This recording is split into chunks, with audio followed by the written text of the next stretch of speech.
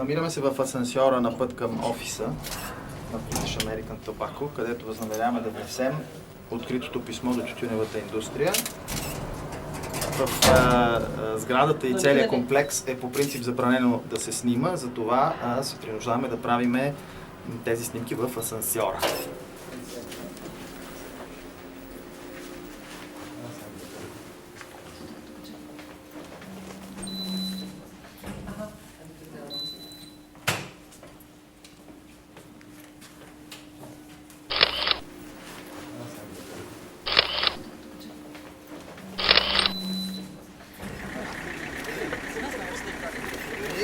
Кажем, че сме внесли писмото в офиса на British American Tobacco. И то е номер 102. Доктор Гергана Гешанова е координатор на Коалицията за живот без тютюнев дим и член на гражданската инициатива България без дим. Ще я помоля да прочете текста на писмото.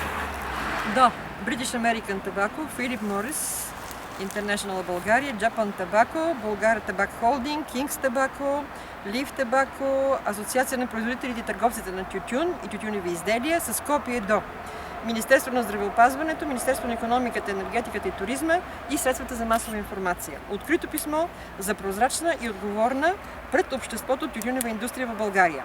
Повод за това писмо са предстоящото приемане на пълна забрана за тютюнопушенето и изтеклото през март електронно съобщение, от което пролича, че писмото на Ресторантьорската асоциация, например на Борисов, подадено на Борисов през 26 март, произхожда от офиса на British American Tobacco София и медийните публикации, уличаващи големи компании в заобикаляне на съществуващите законови ограничения за реклама на тютюневи изделия. Ние, граждани и граждански организации, сме обезпокоени от сведенията, че представители на тютюневата индустрия предприемат непрозрачни действия. Благодаря. За предотвратяване на въвеждането на законодателни норми за намаляване на тютюнопушенето в Република България и заобикалят тяхното приложение на практика.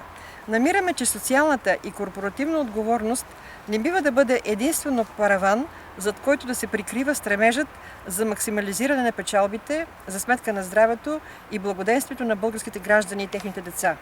Напротив, очакваме вашите компании, като основни печеливши от доказано болестотворна зависимост, каквато е тютюнопушенето, да действат прозрачно и добронамерено за ограничаването му и за решаване на здравните и социални проблеми, които предизвикват. Всеки има право да печели по законен начин, но нека това не става с цената на загуба на човешки живот и чрез задкулисни манипулации на обществото, демократичните институции, политиците и медиите. Неприемливо е фирмите, произвеждащи и търгуващи с тютюневи изделия, да използват подставени лица и организации за излъчване на манипулационни послания в общественото пространство, да заобикалят и открито да нарушават законовите ограничения за реклама, разпространение и употреба на цигари. Неприемливо е тютюневите компании да използват рекламните си бюджети като форма за натиск и обезпечаване на благоприятно медийно отразяване за тютюнопушенето и за подкопаване на обществените действия за неговото преодоляване. Спомоществователите на нашите граждански действия са напълно прозрачни и известни на обществеността. Настояваме и вашите компании и свързани с тях асоциации да предоставят пълна, подробна информация за предприетите от вас действия спрямо демократичните и обществени институции в Република България, да оповестят лицата и организациите, които изпълняват тези действия, както и финансовата и друга подкрепа, която им оказват. За гражданска инициатива България без дим, Павел Антонов, и за Коалиция за живот без тютюнев дим, Гешанова. Колегата Максим Авджийски е правният експерт, един от правните експерти, и ще го помоля да коментира нашите искания в момента по отношение на забраната, която се внася, и другата правна уредба, свързана с тютюнопушенето. Значи, целта на нашето събиране и на нашата акция е преди всичко да подкрепим намерението на българския парламент и българското правителство от 1 юни да въведе една пълна забрана за тютюнопушене на всички закрити обществени места. В никакъв случай нашата организация, нашето движение не е движение, което е насочено срещу пушачите като такива. Затова ние в никакъв случай не сме хора, които искаме да бъдем нетолерантни, агресивни, да ограничаваме някакви лични права и интереси. Напротив, нашето мнение е, че всеки, който иска да пуши, може да го прави, стига да го прави в къщи и на открито, там където законът не го забранява.